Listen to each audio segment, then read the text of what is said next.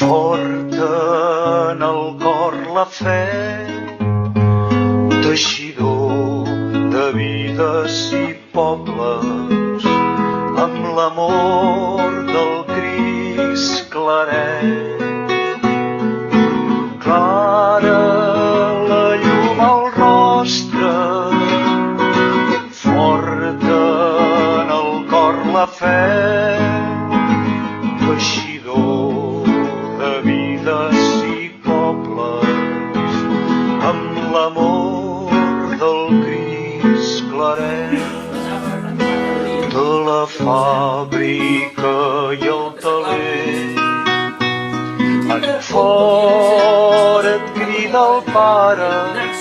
Aquest sigui avui també aquest clam, assajar-nos, tocar i sentir la proximitat de Crist en nosaltres i entre nosaltres, que es fa trobadís en el nostre camí, en el nostre quotidià, i que ens convida, ell amb nosaltres i nosaltres amb ell, a ser transformadors de l'anunci de la bona nova, que reconeixem, que celebrem i que vivem en compartir el pa, amb tot el que això significa també en el si de la vida cristiana, de la vida religiosa, de la vida consagrada, de compartir un projecte comú de vida. Vaig començar, alguns ja estan inquiets perquè vaig començar.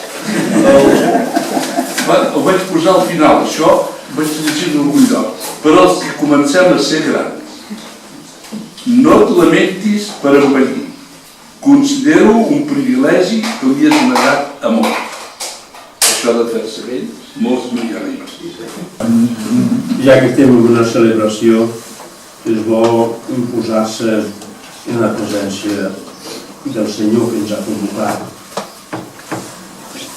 I estic pensant que aquesta convocatòria es fa des del primer moment de l'existència de cadascú.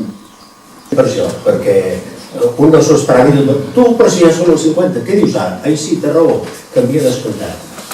El cas és que jo no miro de no perdre l'ocasió per celebrar-ho i anar-ho recordant. El Crist claret,